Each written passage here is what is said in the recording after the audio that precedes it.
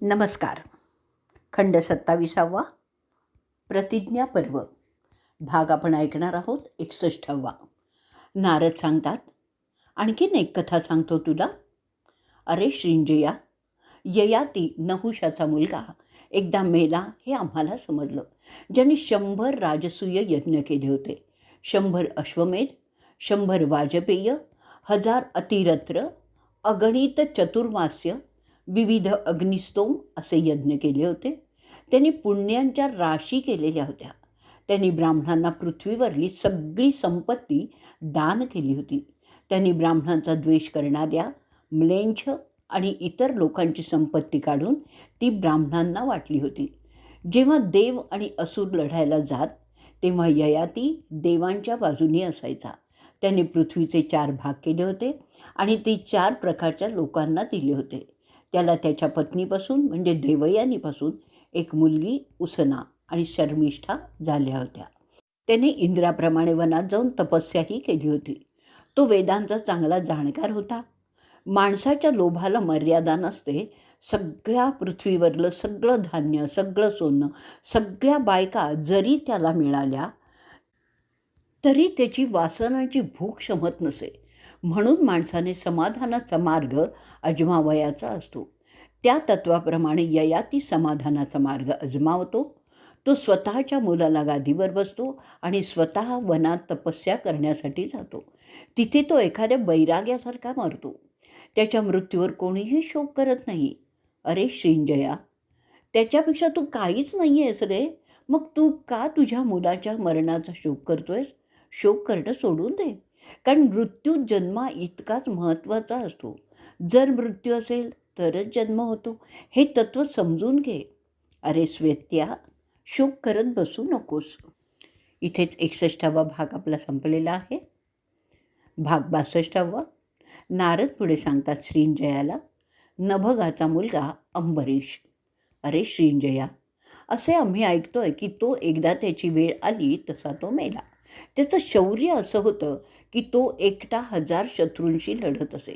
विजयासाठी तो लढत असे आणि त्याला विजयही मिळत असे. तो जोराने ओरडत शत्रूंवर चाल करून जात असे.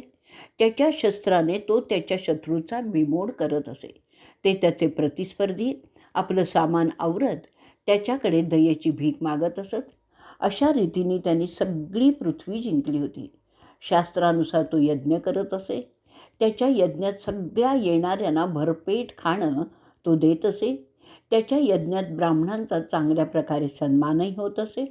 ब्राह्मणांना चांगलं दान तो करत असे. त्यांना मिष्ठान्नही तो देत असे. त्यामुळे ब्राह्मणांची त्याच्यावर कृपा असायची.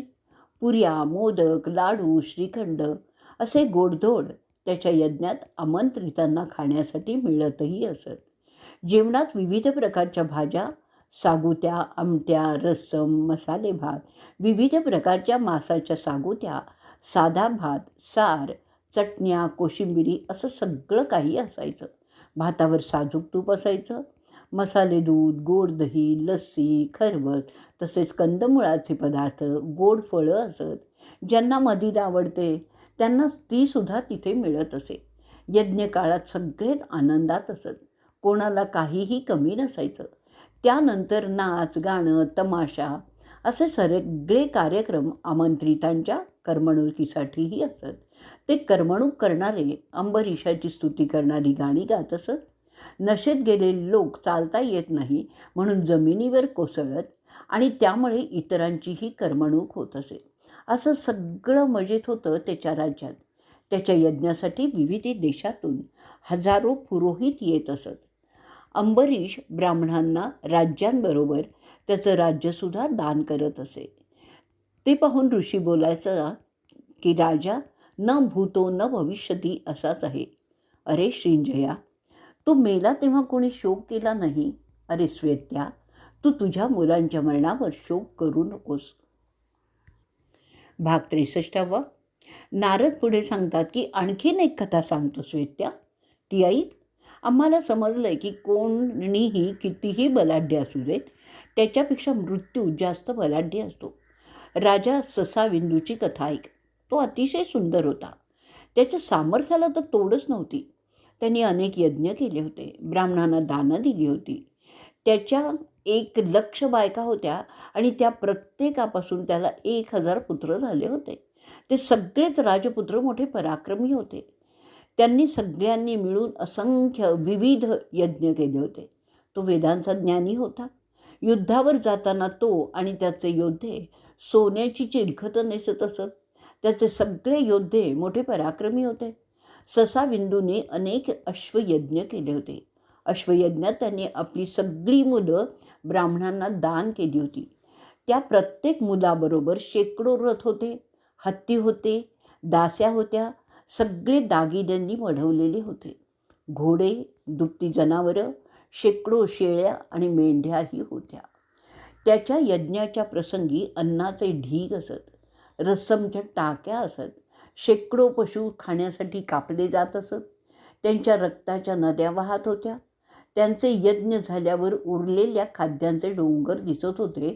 त्यावर इतर वैश्य माणसं, शूद्र वगैरे आणि पशु ताव मारत असत. त्याची प्रजा संतुष्टच होती. कोणतीही गैरगोष्ट त्याच्या राज्यात होत नसे. अखेरीस असा गुणी राजा ससाविंदू स्वर्गात गेला, कारण मृत्यूने त्याला उचललेलं होतं. तरीही त्यावर कोणीही शोक केला नाही. अरे श्वेत्या, तू का शोक करत आहेस तुझ्या मुलाच्या मृत्यूबद्दल? इथेच आपला 63वा भाग संपलेला आहे. भाग 64वा. नारद पुढे सांगतात, अमरतर्याचा मुलगा गया तसाच एक महान क्षत्रिय होता.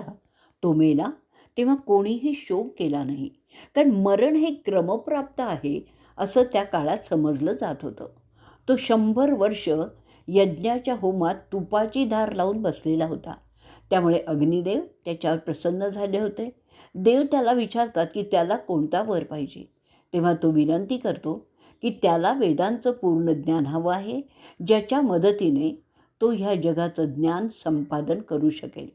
त्यासाठी तपस्या आणि ब्रह्मचर्य पालन करण्याची क्षमताही त्याच्यात यावी असा तो वर मागतो. त्याशिवाय त्याला गडगंज संपत्तीसुद्धा हवी असते. त्यातून ब्राह्मणांना तो दान करू शकेल. त्याशिवाय माझ्या पसंतीचे पुत्र माझ्या बायकोपासून व्हावेत असाही तो वर मागतो. माझ्या हातून अन्नदान होत राहावं. सत्पात्र लोकांना असा आणखीनही एक वर मागतो. माझे मन नेहमीच सन्मार्गी असावं. माझ्या सत्कर्मात कोणतंही विघ्न येता कामा नये. अग्नीने त्याला तथास्तु असं सांगितलं. त्यानंतर अग्नी अदृश्य होतो. ते वर प्राप्त झाल्यानंतर गया सत्मार्गाने राज्यकारभार करतो. त्यानंतर गया अनेक उपयुक्त यज्ञ करत राहतो पुढची 100 वर्ष. त्यातून तो ब्राह्मणांना भरपूर दानं करत असतो. तो चातुर्मास पाळतो. दरवर्षी तो ब्राह्मणांना 10,000 गायी खाण्यासाठी देत असतो. प्रत्येक शुभप्रसंगीसुद्धा तो अशाच प्रकारे दान करत असतो. गया सोमासारखे किंवा अंगिरसासारखे अनेक यज्ञ करत असतो. त्याचं अश्वमेध प्रमुख होते. अशा यज्ञात तो भरपूर खर्च करत असे. सत्पात्र लोकांना ब्राह्मणांशिवायसुद्धा तो दान करत असे. रानावनात राहणारे, बेटांवर राहणारे, नद्यात राहणारे, डोंगरावर राहणारे, गरीब वस्तीत राहणारे असे सगळेच बाया बापडे त्याच्याकडून दान घेत होते आणि त्याचं जीवन समृद्धच होत होतं. ते सगळेच त्याला दुवा द्यायचे आणि बोलायचे, गयासारखा याज्ञिक नाही. गयाच्या यज्ञाची वेदी कित्येक योजनं लांब आणि रुंद असायची. ती सगळी सोन्याचीच असायची. त्यावर रत्न जडवलेली होती. वेदात सांगितलेली प्रत्येक गोष्ट तो करत असे. त्याच्या अशा सर्वांना घेऊन यज्ञ करण्याच्या स्वभावामुळे तो 3ही जगात ख्यातनाम झालेला होता. शेवटी जसं सगळे मरतात तसा तोही मेला. कोणीही शोक केला नाही. म्हणून श्वेत्या, तू सुद्धा तुझ्या मुलासाठी शोक करू नकोस. इथेच आपला भाग 64वा संपलेला आहे. भाग 65वा. नारद पुढे सांगतात, तुला रत्नीदेव माहीत असेल श्रींजया. तो सुद्धा असाच कालक्रमाने मृत झाला आहे. त्याची ख्याती होती की त्याच्याकडे हजारो स्वयंपाकी होते. त्याच्याकडे येणाऱ्या ब्राह्मणांना भोजन देण्यासाठी चांगल्या प्रकारे मिळवलेली संपत्ती तो नियमितपणे ब्राह्मणांना दान करत असे. त्याचाही वेदांचा चांगला अभ्यास होता. धर्मयुद्ध करून तो त्याच्या शत्रूंचा पराभव करत असे. असंख्य प्राणी ज्यांना स्वर्गात जायचं आहे ते त्याच्या यज्ञात आहुती देत होते. त्यांची संख्या इतकी होती की त्यांच्या चामड्यातून वाहणारे स्राव वाहणारी एक नदी तयार झाली होती. तिचं नाव चर्मनवती असं होतं. तो ब्राह्मणांना सोन्याचे शिक्के भेट म्हणून देत असे. मी देत आहे, मी देत आहे असं बोलत तो ते देत असे. एकदा तो 1 करोड शिक्के देतो तरी त्याला वाटतं की त्यांना कमी दिले म्हणून तो आणखी देत असतो. त्याला वाटत असतं की जर दान नाही केलं तर ब्राह्मणांना तर दुर्भाग्य पदरी पडेल. 100 वर्ष तो ब्राह्मणांना सोन्याचा वृषभ देत असे. ऋषींना जे लागतं ते त्यांना तो देत असे. त्यात राहण्यासाठी घर, बिछाने, वाहनं, भांडी वगैरे सर्व काही असायचं. रंती देवाची सगळी भांडी सोन्याची होती. जे त्या अतिप्राचीन काळाचे जाणतात ते रंती देवाची स्तुती करत असतात. इतका तो सगळ्या ब्राह्मणात आणि ऋषीत ख्यातनाम होता. कुबेरापेक्षाही तो जास्त श्रीमंत होता. लोक गमतीने बोलायचे की रंती देवाच्या राज्यात घरं सोन्याची होती. त्याच्याकडे येणाऱ्या पाहुण्यांच्या जेवणासाठी दररोज 21,000 पशु मारले जात होते. ते सगळे पशु स्वर्गात जायचे. कारण माणसाच्या खाण्यासाठी जे पशु मरतात ते सगळे स्वर्गात जातात आणि पुढच्या जन्मी मनुष्य रूपात जन्म घेतात असं समजलं जात असे. त्या पशूंना त्रास होणार नाही अशा प्रकारे ते मारले जात होते. तरी ते पुरत नव्हते. रंती देवाच्याकडे काही सोनं उरलं तर तो ब्राह्मणांना दान करत असे. त्यानंतर ते ब्राह्मण त्यांच्याकडे असलेलं जास्तीचं सोनं, पैसा, अडका समाजातील गरीब लोकांना देत असत. त्यांच्या समक्ष देव यज्ञात दिलेलं स्वीकारत असत. पितरांना सुद्धा भरपूर काही मिळत असे. कोणीही असंतुष्टच नसायचं. शेवटी तो मरतो जसं नेहमी होतं. तो त्याच्या उच्च जागी जातो. तर अरे स्वैत्या, त्यासाठी मी तुला सांगतो की तू मुलाच्या मरणाचा शोक करू नकोस. इथेच आपला 65वा भाग आपण संपवणार आहोत. भाग 66वा. नारद पुढे सांगतात, तू जाणतोस दुष्यंताचा पुत्र भरत लहानपणी सिंहाशी खेळत असे. जेव्हा तो त्याच्या आईबरोबर वनात राहत असे तेव्हा तो मोठमोठ्या सिंहांना बांधून ठेवत असे. खेळ म्हणून तो तसं करत असे. तो हिंस्त्र वाघाशी सुद्धा खेळत असे. तो हत्तींना सुद्धा पकडत असे. तो बलाढ्य रानरेड्यांनाही बांधत असे. त्याच्या त्या ताकदीमुळे त्याने अनेक सिंह, रानरेडे, गेंडे पाळलेले होते.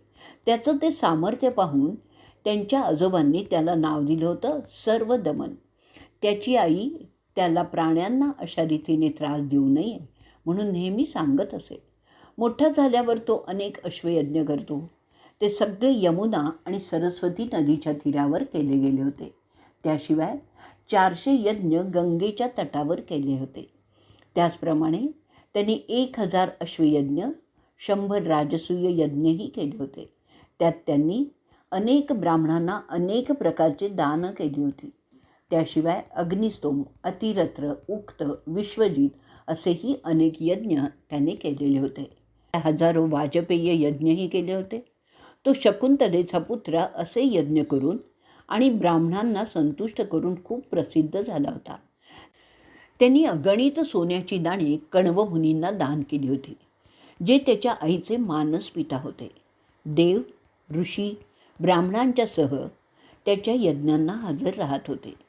त्याच्या यज्ञाच्या वेदी मोठ्या असायच्या आणि त्या सगळ्या सोन्याच्याच असायच्या. त्याला कधी कोणी हरवलंच नाही. तो नेहमीच ब्राह्मणांना मोठी दानं करत असे. त्याशिवाय धान्य, रत्न, घोडे, उंट, हत्ती, शेळ्या, मेंढ्या असंही काही बरंच देत असे. त्याचप्रमाणे ब्राह्मणांना जमिनी पण देत असे. त्याची तर काही गणतीच नव्हती. असा भरत राजा तुझ्यापेक्षा कितीतरी जास्त महान होता, परंतु त्याच्या मृत्यूने कोणीही शोक केला नाही. मग तू तुझ्या मुलासाठी का शोक करतोयस, ज्याने कधी दानच केलं नाही किंवा यज्ञही केली नाहीत. अशा प्रकारे आपला 66वा भाग आपण इथे संपवणार आहोत. भाग 67वा. नारद पुढे सांगतायत, वीणाचा मुलगा राजा पृथू अरे श्रींजया असाच मेला रे. त्याची वेळ आली तेव्हा तो गेला. त्याने केलेल्या राजसूय यज्ञाच्या वेळी मोठे मोठे ऋषीही आले होते. ते ऋषी त्याला सम्राट म्हणून जाहीर करतात. त्यांनी सगळी पृथ्वी जिंकली होती. त्यासाठी तो सगळ्या जगात प्रसिद्धही झाला होता. म्हणून त्याला पृथ्वीवरून पृथू असं नाव दिलं गेलं आणि तो खरा क्षत्रिय समजला गेला. त्याला पाहून त्याची प्रजा बोलत असे की आम्ही त्याच्या राज्यात सुखीच आहोत. प्रजेच्या त्या प्रेमामुळे त्याला राजा असा किताब मिळाला होता. त्याच्या काळात शेती न करताच पिकं येत होती. त्याचप्रमाणे जिथे तो स्पर्श करायचा तिथून दूध निघत असे. त्याच्या राज्यात कमळातून मध वाहत असे. कुसगवताची पाती सोन्याचीच होती. त्याच्या राज्यातील लोक त्याचं वस्त्र बनवत असत. झाडांना येणारी फळं गोड आणि अमृतासारखीच होती. लोक पण तेच खात असत. त्याच्या राज्यात कोणीही उपाशी नसायचं. त्यामुळे सगळे धुष्टपुष्ट अशीच होती. त्यांच्या कामना सगळ्या पूर्ण होत असत. त्यांना कशाची भीतीही वाटत नसे. लोक त्यांना हवं तिथे राहत होते. कोणी झाडांवर तर कोणी गुहेत असे ते राहत असत.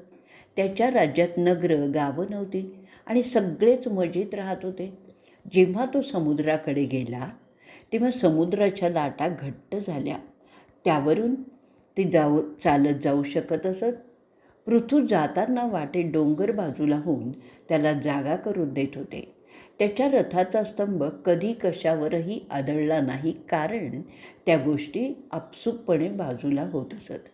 एखादा मोठा वृक्ष, पहाड, देव, असुर, माणसं, साप, सप्तर्षी, अप्सरा, पितर पृथूला भेटायला गेले होते.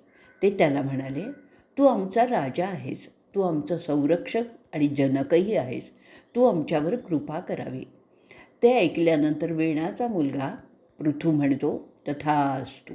त्यानंतर तो काही बाण मारतो, जसे आधी कधी कोणी मारलेलेच नव्हते. नंतर तो पृथ्वीला म्हणतो, पृथ्वी, या मंडळींना दूध दे, मी त्यांना धान्य देईल. ते ऐकून पृथ्वी म्हणते, अरे राजन, तू मला तुझी मुलगी समजलास तरी चालेल, ते तुला शोभतंय. ते ऐकून पृथू म्हणतो, तथास्तु.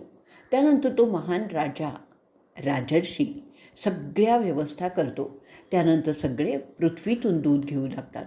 प्रथम उंच झाड दूध काढण्यासाठी येतात.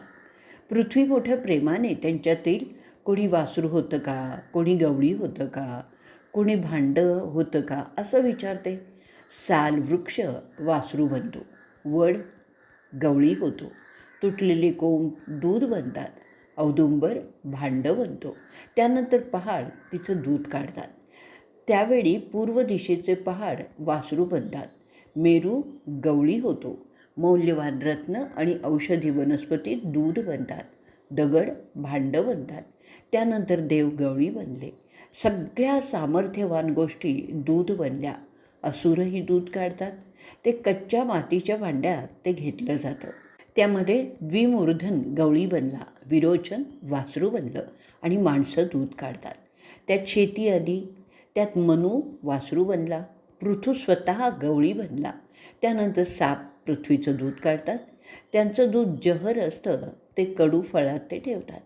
धृतराष्ट्र गवळी बनतो. तक्षक वासरू होतो. त्यानंतर सप्तर्षी जे काहीही करू शकतात ते दूध काढतात. त्यानंतर ते पृथ्वीतून वेदाच्या रूपात दूध काढतात. त्यानंतर बृहस्पती गवळी बनतो. छंद भांडं बनतात. सोम वासरू बनतो. यक्ष दूध काढतात. त्यांना अदृश्य होण्याची सिद्धी मिळते. त्यानंतर वैश्रावण गवळी होतो. वृषध्वज वासरू होतं. गंधर्व आणि अप्सरा दूध काढतात. ते दुधाला सुगंध येत असतो. चित्ररथ वासरू बनतो. विश्वरुची गवळी बनतो. पितर पृथ्वाचं दूध काढतात. त्याला स्वाहा असं म्हणतात. ते चांदीच्या पात्रात असतं. विवस्वताचा मुलगा यम वासरू बनतो. अंतक म्हणजे मृत्यू गवळी बनतो. त्यावेळी जे प्राणी दूध काढतात त्यात त्यांना सगळं काही मिळतं. त्यांनी जी भांडी वापरली आणि जी वासरं होती ती आजही आहेत. शक्तिमान पृथू विविध यज्ञ करतो. त्याच्या त्या यज्ञामुळे पृथ्वीवरील सगळ्या प्राणीमात्रांना जे हवं ते मिळतच होतं. त्याने पृथ्वीवरील सगळ्या चिजांच्या सुवर्ण प्रतिमा तयार केल्या होत्या. त्याने नंतर ब्राह्मणांना अश्वयज्ञात दान केल्या. त्याने 66 हत्ती सोन्याचे बनवले आणि ब्राह्मणांना दान केले. अगणित दान करणारा हा महान राजा नंतर मेला, परंतु कोणीही त्यासाठी शोकही केला नाही. अरे श्रींजया, त्याच्यापेक्षा तू आणि तुझा मुलगा किती लहान असताना तू का शोक करतोयस? प्रतिज्ञापर्व भाग 67 आपण इथेच संपवणार आहोत. भाग 68. नारद पुढे सांगतात की महान बैरागी भार्गव म्हणजेच परशुराम हा सुद्धा मेला, ज्याची पूजा सगळे करतात, जो जमदग्नींचा मुलगा होता.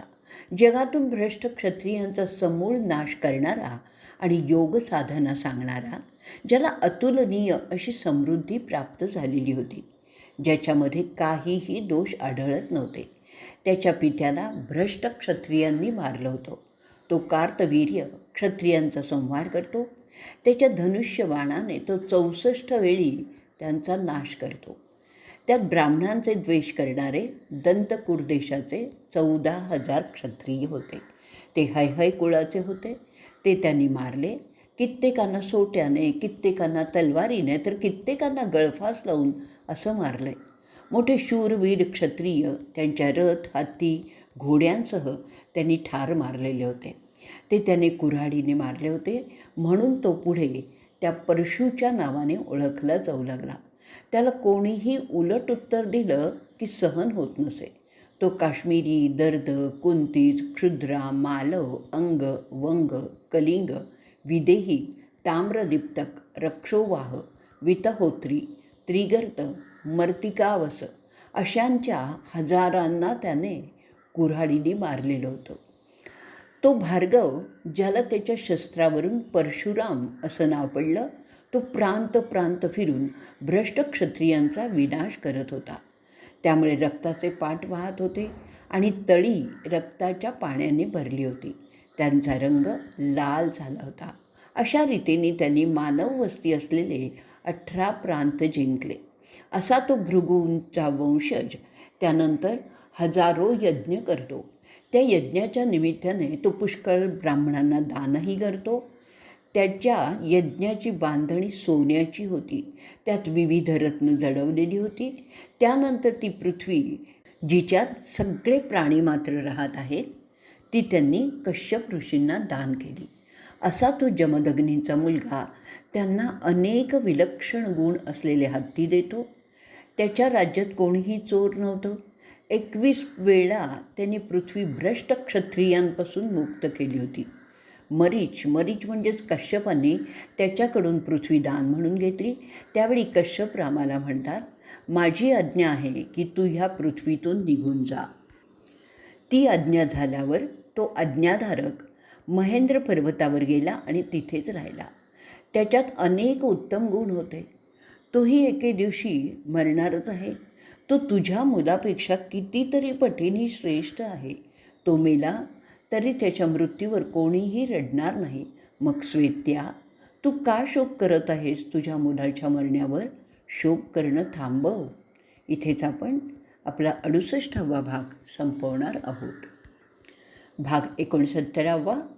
व्यासमुनी म्हणतात, त्या 16 पवित्र राजांच्या मृत्यूची कथा ऐकून राजा श्रींजय शांत होतो. तो गप्प बसतो. ते पाहून नारदमुनी त्याला म्हणतात, मी तुला त्या कथा सांगितल्या, त्यांच्या पाठीमागचा उद्देश तुला समजला का? का त्या सगळ्या गेल्या तशा उपड्या घड्यावर घातलेलं पाणी समजू? त्या ऐकल्यावर तो उत्तर देतो की आपण ज्ञानी आहात. तुम्ही मला ह्या कर्तृत्ववान राजांच्या कथा का ऐकवल्या ते समजत नाही. कारण माझा मुलगा लहानपणी क्रूरपणे दरोडेखोरांनी मारला आहे. मला त्याचं दुःख आहे की त्याला काही करण्याची संधीच मिळाली नाही. त्याच्यावर अन्याय झाला आहे. म्हणून त्यांची आणि माझ्या मुलांची आणि त्यांच्या मृत्यूची आणि माझ्या मुलाच्या मृत्यूची तुलना आपण कसे करतात ते मला समजतच नाही आहे. ती 2 पूर्णपणे भिन्न आहेत. जर माझ्या मुलाला काही करण्याची संधी मिळाली असती तर त्या राजांची आणि माझ्या मुलांची तुलना करणं योग्य होतं. माझ्या मुलाचा मृत्यू अन्यायाचा आहे म्हणून मला दुःख होत आहे. नारद ते ऐकून श्रींजयाला म्हणतात की तुला काय वर पाहिजे ते मला सांग, मी तुला तो देणार आहे. मी दिलेला वर कधीही व्यर्थ जात नाही. श्रींजय त्यावर म्हणतो, मला बरं वाटेल की आपण मला वर देत आहात. ते ऐकून नारद त्याला स्वतःहून वर देतात की त्याचा मुलगा परत देहधारण करून त्याला मिळेल. ते बोलल्याबरोबर त्याचा मुलगा त्याच्याकडे सदेह परत येतो. ते पाहून श्रींजयांचा आनंद गगनात मावत नाही. मग नारद त्याला सांगतात की त्याने जो वर मागितला होता त्यामुळे ह्या मुलाच्या अंगातून सोनं निघत होतं. त्या तुझ्या सोन्याच्या लोभामुळे हे कांड घडलेलं आहे. म्हणून आता ह्या मुलाच्या मुळातून, मुतातून किंवा लाळेतून सोनं निघणार नाही. जे घडलं आहे त्याला तुझ्या सोन्याचा हव्यास हाच कारणीभूत आहे. पुढे व्यास इतकं सांगितल्यानंतर युधिष्ठिराला सांगतात की तुझा अभिमन्यू श्रींजयाच्या मुलासारखा लहान नव्हता. त्यांनी त्याचं कर्तव्य बजावलं होतं आणि ते सुद्धा उच्च श्रेणीने. म्हणून त्याच्या जाण्यांचं दुःख करणं तुला शोभत नाही. तो क्षत्रियांसारखा मारता मारता मेलेला होता. त्या मृत्यूचं क्षत्रिय दुःख करत नाही. तो स्वर्गात गेला आहे. त्याला आता पुन्हा पृथ्वीवर येण्याचं कारणच नाही आहे. मोठमोठ्या तपस्व्यांना जे स्थान मिळतं ते अभिमन्यूला मिळालेलं आहे. त्याला दैवी काया मिळालेली आहे आणि तो त्यात चमकत आहे. अशांसाठी कोणीही शोक करत नाही. ते लक्षात घेऊन तू आता शांत हो. जे आज जिवंत आहेत त्यांचा विचार कर. शोक करणं निरर्थकच असतं. त्यांनी काहीच साध्य होत नाही. कदाचित त्यामुळे पाप वाढू शकतं, कारण अशा शोकामुळे आध्यात्मिक ऊर्जेचा नाश होत असतो. जे गेले त्यांचं उरलेलं कार्य पूर्ण करण्यावर लक्ष देणं हेच योग्य असतं आणि म्हणून युद्धासाठी तू सज्ज हो. व्यास पुढे सांगतात की युधिष्ठिराला मृत्यूचं मूळ समजलेलं आहे आणि तिची तपस्या किती मोठी होती ते सुद्धा समजलेलं आहे. तू पाहिलंस कसा श्रींजयाचा मुलगा परत सदेह आला. शांत हो. असं बोलून व्यास अंतर्धान पावले. युधिष्ठिराला मृत्यूचं कारण समजलं आणि त्यात शोक करणं कसं व्यर्थ आहे तेही समजलं. आता प्रश्न होता, जेव्हा धनंजय येईल तेव्हा त्याला काय उत्तर द्यायचं. इथेच आपण आपला 69वा भाग संपवणार आहोत. भाग 70वा. संजय पुढे सांगतो की त्या युद्धाच्या 15व्या दिवशी मोठा नरसंहार झाला होता. रात्र होत होती आणि दोन्हीही बाजूंचे सैनिक आपापल्या कक्षात विश्रांतीसाठी गेले होते. समसप्तकांचा संहार करून अर्जुन त्याच्या कपिधारी रथाने पांडवांच्या तळावर येतो. अर्जुन कृष्णाला विचारतो, अरे माधवा, मला समजत नाही आहे की मी एवढे सैनिक मारल्यानंतर आनंद वाटण्याच्या ऐवजी माझ्या डोळ्यातून असे अश्रू का येत आहेत रे. हे अशुभ संदेश आहेत असं मला वाटतं आहे. मला बोलताना थरथरायला का लागलं आहे. असं मला कधीही झालेलंच नाही आहे. माझा घसा शुष्क का झाला आहे रे. विचित्र प्रकारची भीती माझ्या मनात वाटती आहे. असं का होत आहे. आपल्यातील कोणाला काही झालं तर नाही ना. त्यावर कृष्ण म्हणतो, अरे तू थकला आहेस, दुसरं काही नाही. तुझ्या कोणाची काही चिंता करण्याची कारणच नाही आहे. चिंता करू नकोस. थोडंसं काही मामुली वाईट घडलं असेल, कदाचित त्याचा विचार करू नकोस. संजय पुढे सांगतो, ते 2 वीर संध्यादेवीची प्रार्थना करतात. त्यानंतर त्यांच्या रथावर चढतात. त्या दिवसाच्या लढायाबद्दल ते बोलत असतात. त्यांना त्या दिवशी जी कमाल केली त्याची चर्चा करत असतात. तसे गप्पा मारत मारत ते त्यांच्या ठिकाणी पोचतात. विभत्सूच्या लक्षात येतं की पांडवांच्या तळात दुःखाची छाया पडली असावी असं वातावरण होतं. त्याचा गोंधळ उडतो. तो कृष्णाला म्हणतो, अहो जनार्दना, तुला नाही वाटत का की आपल्या तळावर विचित्र प्रकारची शांतता आहे. कोणाचा आवाज नाही, तुतार्या नाही, ढोलकी वाजत नाही आहेत, शंखनाद तर अजिबात होत नाही आहे. सगळे कसे गुपचूप असे का वावरत आहेत. युधिष्ठिराच्या तंबूतून वीणा वाजत नाही असं कसं होईल. आपले योद्धे मला पाहून खाली मान घालून दूर का जात आहेत. कोणी माझ्याशी का बोलत नाही आहे. संध्याकाळचं अभिनंदन का कोणी आपल्याला करत नाही आहे. काहीतरी खात्रीने भयंकर घडलं असलंच पाहिजे. एरवी मी आल्यावर माझं स्वागत करण्यासाठी नकुल, सहदेव, अभिमन्यू नेहमीप्रमाणे का आले नाहीत? हा काय प्रकार आहे? लवकर शोधून काढलं पाहिजे. मी आलो की माझ्या पुढे पुढे करणारा माझा आणि सुभद्रेचा अभि कुठेच कसा दिसत नाही आहे. संजय पुढे सांगतोय. असं बोलत बोलत तो आणि कृष्ण त्यांच्या तळात शिरतात. तिथे त्याचे बंधू खाली मान घालून बसलेले तो पाहतो. अर्जुन आणि कृष्ण त्यांना पाहतात आणि समजतात की त्यांच्यापैकी कोणी मारलेला नाही आहे. मग कोण? त्याला त्याचा पुत्र तिथे दिसत नाही आहे. एरवी अभिमन्यू त्याच्या काकांच्या सह नेहमी असतो, मग आज असं कसं झालं? अर्जुनाचा चेहरा पडतो.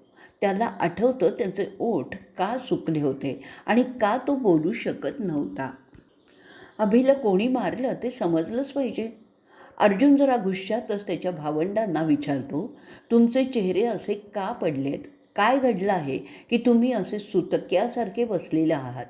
माझा अभि कुठे आहे? तो मला भेटायला पुढे का होत नाही आहे? मला माहीत आहे की द्रोणांनी चक्रव्यूह रचले होते, पण पुढे काय झालं ते समजलं नाही. मी सप्तकांच्या मागे गेलो होतो.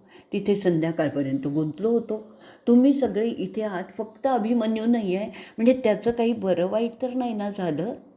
मला माहीत आहे की अभिमन्यू ते कसं फोडायचं ते जाणत होता, परंतु त्याला त्यातून बाहेर कसं निघायचं ते माहिती नव्हतं. तुम्ही त्याला त्या चक्रव्यूहात शिरण्याचं काम दिलं होतं का? तो त्यात शिरला असेल. जर त्याला तुम्ही ते काम दिलं असेल तर मी एवढंच समजू शकतो.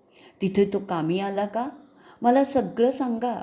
तो आपल्या सगळ्यांचाच लाडका होता, सिंहासारखा होता, छोटासा इंद्रच होता. त्याचा वध झाला का? कोण्या क्षत्रियाने? त्याच्या स्वतःच्या मृत्यूच्या भयाने आमच्या सगळ्यांच्या लाडक्या अभिला मारलं आहे ते सांगा. कुंती मातेच्या जीवाचा तुकडा, वृष्णींचा नायक, माधवाचा आवडता भाचा, त्याला कोणी आणि कसं मारलं ते मला समजलं पाहिजे. अरे, जर तुम्हाला दिसलं नाही तर मी स्वतःचं बरं वाईट करून यमाच्या घरी जाण्याची तयारी करणार आहे.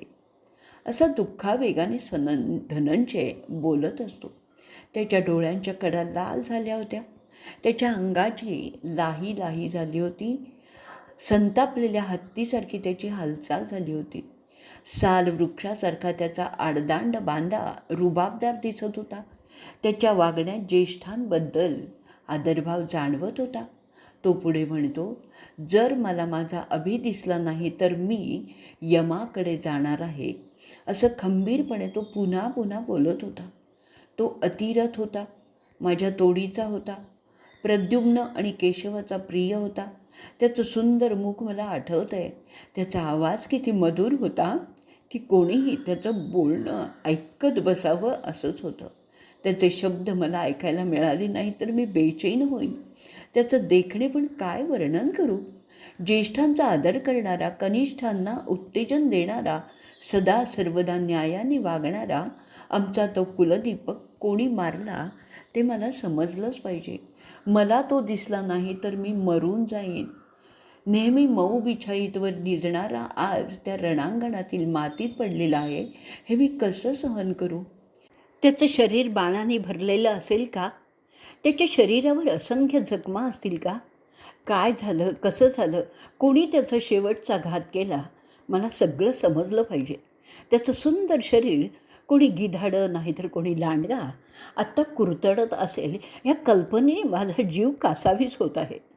त्याला पहाटे उठवण्यासाठी सुमधुर संगीत वाजवलं जात असेल त्या ठिकाणी आता तो त्या गिधाडांच्या ओरडण्याने गप्प झाला आहे. खऱ्या क्षत्रियासाठी असा मृत्यू योग्य आहे हे मी जाणतो.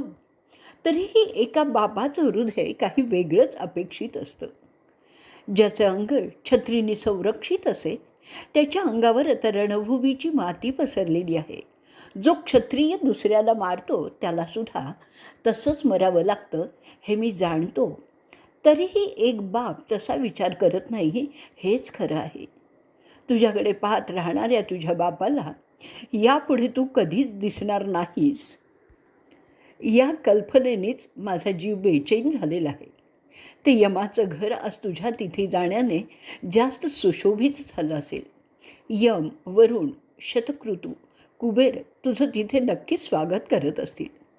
अशा प्रकारे विविध विचाराने व्यग्र झालेला अर्जुन शोक करत असतो.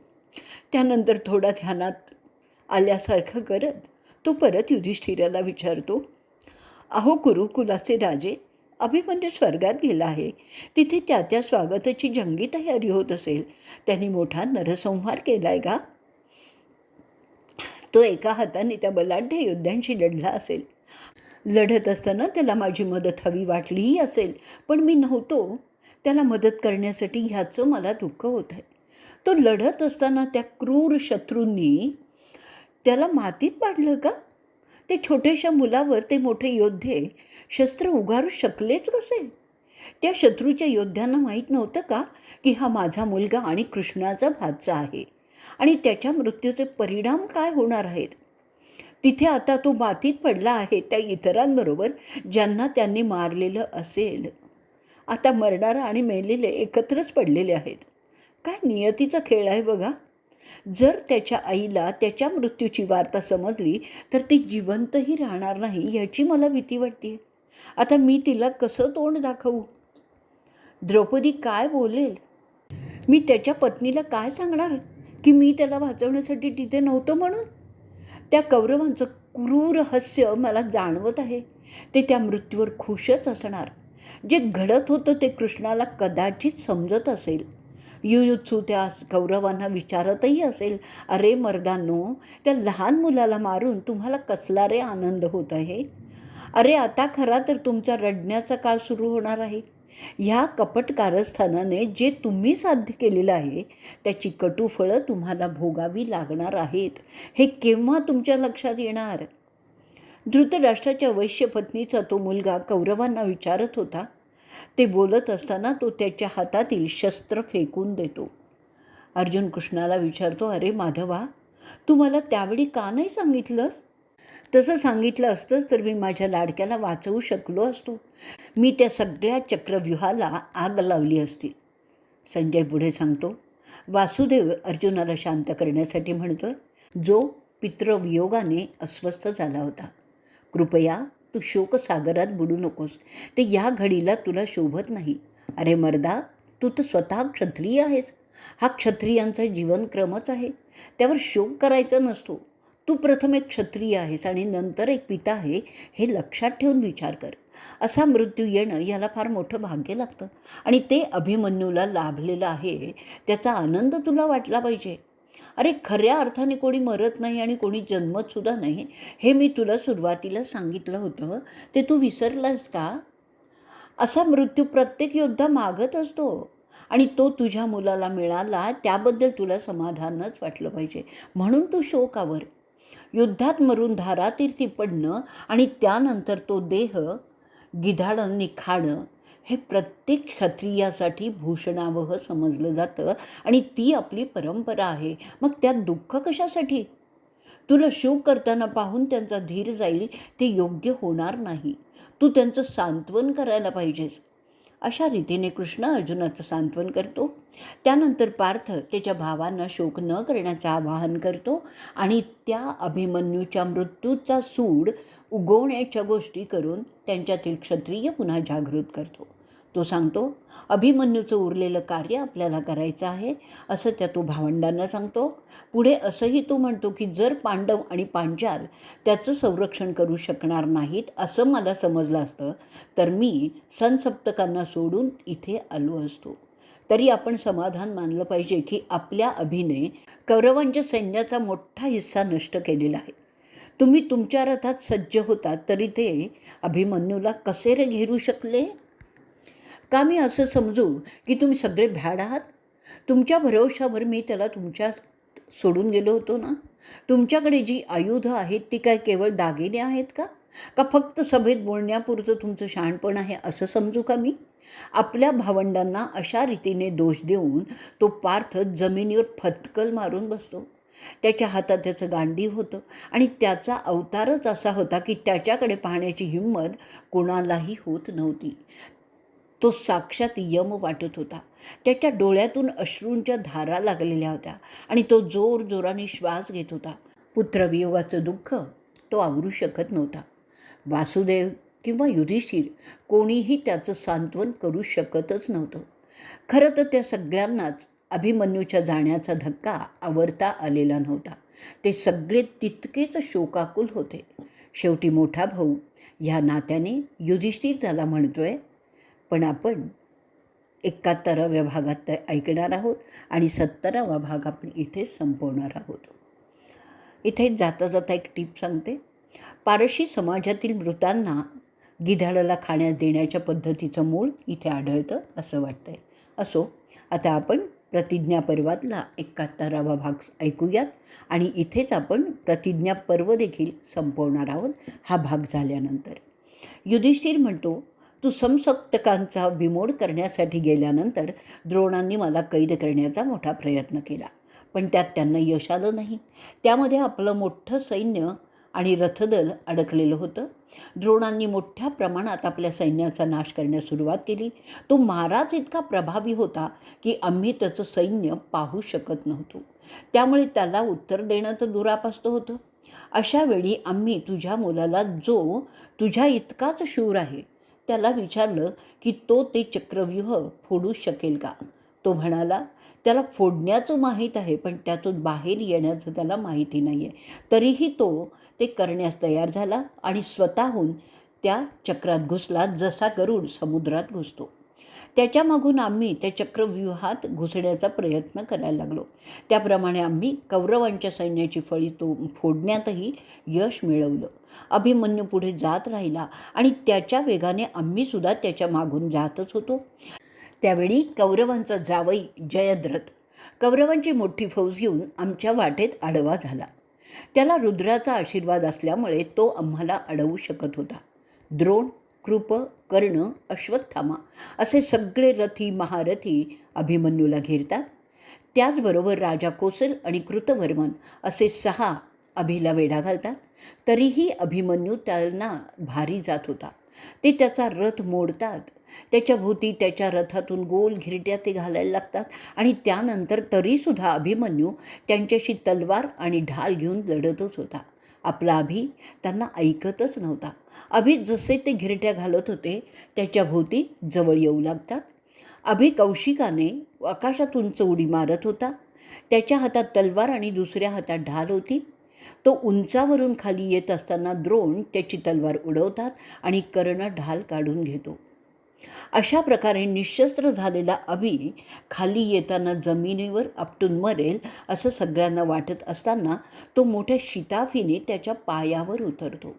तिथे पडलेलं रथाचं चाक तो घेतो आणि सुदर्शन चक्राप्रमाणे ते तो फिरवत फिरवत त्यांचे बाण उचलत असतो. ते होत असताना त्या 6 जणांचे रथ आणखीनच जवळ जातात. त्यातील एक अभिच्या हातातलं चाक तोडून टाकतो. त्याचवेळी दुःशासनाचा मुलगा, जो अभिमन्यूच्याच वयाचा आहे, तो येतो गदा घेऊन अभिला मारायला. त्याबरोबर अभि तिथेच एक पडलेली गदा घेतो आणि त्यांचं गदायुद्ध सुरू होतं. दोघेही एकमेकांवर प्रहार करत असतात. त्या प्रहाराने दोघेही मूर्छित होऊन पडतात. परंतु दुःशासनाचा मुलगा अभिमन्यूच्या आधी भानावर येतो आणि तो उठतो. अभि कदाचित खूप थकलेला असावा. तो दुःशासनाचा मुलगा उठत असलेल्या अभिमन्यूच्या शिरावरच गदेचा प्रहार करतो आणि त्यातच अभिमन्यू, जो खाली कोसळतो, तो उठतच नाही. त्यानंतर ते 6 जण त्याच्यावर तलवारीने असंख्य वार करून त्याचा खून करतात. ते धर्मयुद्ध नव्हतं आणि द्रोण त्यात सामील होते. अशा रीतीने आपल्या अभिमन्यूचा अंत झालेला आहे. त्याआधी त्यांनी कौरवाचे 10,000 सैनिक यमाकडे पाठवले होते. त्याचं शरीर बाणांनी भरलेलं होतं, जसं पितामहांचं होतं. अभिने सैनिकांबरोबर असंख्य हत्ती, घोडे त्याच्या शरसंधानाने गारद केले होते. कित्येक नामवंत योद्धे त्यांनी मारले होते. कित्येक अनामी योद्धेही मारले होते, त्याची गणतीच नाही आहे. त्याशिवाय त्याने बृहद्वलाचा वध केला होता. जर जयद्रथ आडवा आला नसता तर आम्ही अभिमन्यूला मिळालो असतो आणि जर तसं झालं असतं तर तो मेला नसता. असं सगळं घडलं आणि आमच्या दुःखाचं तेच कारण ठरलं. युधिष्ठिराने ते निवेदन केल्यानंतर अर्जुन म्हणतो, अरे माझ्या लाडक्या मुला. असं बोलून तो बेहोश होतो आणि जमिनीवर पडतो. सगळेच पांडव त्याच्या भोवती जमा होतात. ते आणखीनच चिंताक्रांत झालेले दिसत होते. थोड्याच वेळात तो उठतो. त्याच्या चेहऱ्यावर फक्त आणि फक्त संतापच दिसत होता. त्याचं सर्व अंग संतापाने थरथरत होतं. हाताच्या मुठी वळवून तो आजूबाजूला नजर फिरवतो. त्याच्या डोळ्यातून अश्रूंच्या धारा वाहायला लागलेल्या होत्या. अर्जुन म्हणतो की उद्या मी त्या जयद्रथाचा वध करणार आहे. जर तो भयाने कौरवांची बाजू सोडून गेला तरच तो वाचेल, किंवा तो आपल्या बाजूला आला तरच तो जिवंत राहील. नाहीतर मी जाहीर करतो की उद्या जयद्रथ मरणार. उद्या जे कोणी त्याला वाचवण्याचा प्रयत्न करतील ते सगळेसुद्धा मी मारून टाकीन. मग ते द्रोण असले, कृप असले, कर्ण असले, तरीही ते सगळे माझ्या हातून मरणार आहेत. आमची मैत्री विसरून जो धृतराष्ट्राच्या मुलासाठी काम करतो त्याला मेलच पाहिजे. माझ्या मुलाच्या मृत्यूला जो जयद्रथ कारणीभूत आहे तो सुद्धा मरणार आहे. जर ते मी उद्या करू शकलो नाही तर मी स्वतः त्या लोकात जाणार नाही जिथे यमाकडे गुणीजन जातात. जरी मी जयद्रथाचा वध उद्या केला नाही तर मी त्या पापमय लोकात जाईन जिथे जातात ते पापी लोक, जे त्यांच्या आईचा खून करतात, बापाचा खून करतात, जे गुरुच्या पत्नीबरोबर झोपतात, जे भ्रष्ट जीवन जगतात, जे अपशब्द वापरून बोलतात, जे दुसऱ्यांची संपत्ती गिळंकृत करतात, जे गुणीजनांचा द्वेष करतात, जे विश्वासघात करतात, जे आपल्या भार्येचा विनाकारण अपमान करतात, जे ब्राह्मणांचा अपमान करतात, जे गुरं ढोरं क्रूरपणे मारतात, जे साखर घालून तयार केलेले दूध पितात किंवा इतर खाद्यपदार्थ देवांना अर्घ्य देण्याआधी, अर्पण करण्याआधी सेवन करतात, तिथे मी जाईन. त्या खालच्या लोकात मी जाईन ज्या लोकात ते जातात, जे अग्नीला, वेदांना, ब्राह्मणांना पाय लावतात, जे पाण्यात मुततात, मळ म्हणजे विष्ठा टाकतात, थुंकतात, ते ज्या लोकात जातात त्या लोकात मी जाईन जर उद्या मी जयद्रथाला मारलं नाही तर. जे नग्न होऊन स्नान करतात, जे अतिथींचा अपमान करतात, जे लाच खातात, जे खोटं बोलतात, जे इतरांना फसवतात, जे स्वतःच्या आत्म्याचे म्हणजे आतला आवाज ऐकतच नाहीत, जे दुसऱ्याची खोटी स्तुती करतात, जे त्यांच्या सेवकांच्या समोर मिष्टान्न खातात आणि त्यांना न देताच त्या लोकात माझी रवानगी होईल जर मी उद्या जयद्रथाला मारलं नाही तर. मी त्या नरकात जाईन जिथे प्रामाणिक मित्राचा घात करणारे जातात, जे सत्पात्र शेजाऱ्यांशी श्राद्धाचं जेवण करीत नाहीत, जे नशापाणी करतात, जे दुसऱ्यांचा अपमान करतात, गरज संपली की जे मित्राला विसरतात, त्या लोकी मी जाईन.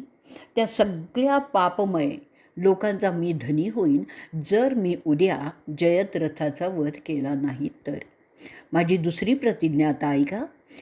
जर उद्याचा सूर्य मावळला आणि जयद्रथ जिवंत असेल तर मी अग्निकाष्ठ भक्षण करीन.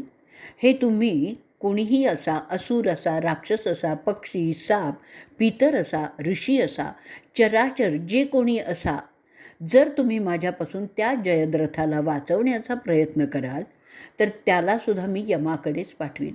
माझ्या 100 बाणांनी मी त्या अभिमन्यूच्या मृत्यूस कारणीभूत असलेल्यांचा परामर्श घेईन. संजय पुढे सांगतो, अशी प्रतिज्ञा केल्यानंतर अर्जुन त्याचं गांडीव सज्ज करतो. अर्जुनाची ती प्रतिज्ञावाणी सगळ्या आसमंतात धुमधुमते. ते ऐकल्यानंतर जनार्दन त्याचं शंख पांचजन्य वाजवतो. फाल्गुनी त्याचं देवदत्त वाजवतो. कृष्णाच्या श्वासाने भरलेले ते पांचजन्य शंख मोठा आवाज करतं. सगळ्या जगाला ती प्रतिज्ञा समजते. पृथ्वी हादरते. जसं काही युगांतच होणार आहे. ती धनंजयाची प्रतिज्ञा आकाशापर्यंत पोचते. तशी स्वर्गातून दैवी वाद्य वाजू लागतात. त्यांचा एकच गजर सुरू होतो. पांडवांच्या तळावर सुद्धा रणवाद्ये वाजू लागतात. इथेच आपण 71वा भाग तसंच प्रतिज्ञा पर्वही संपवणार आहोत.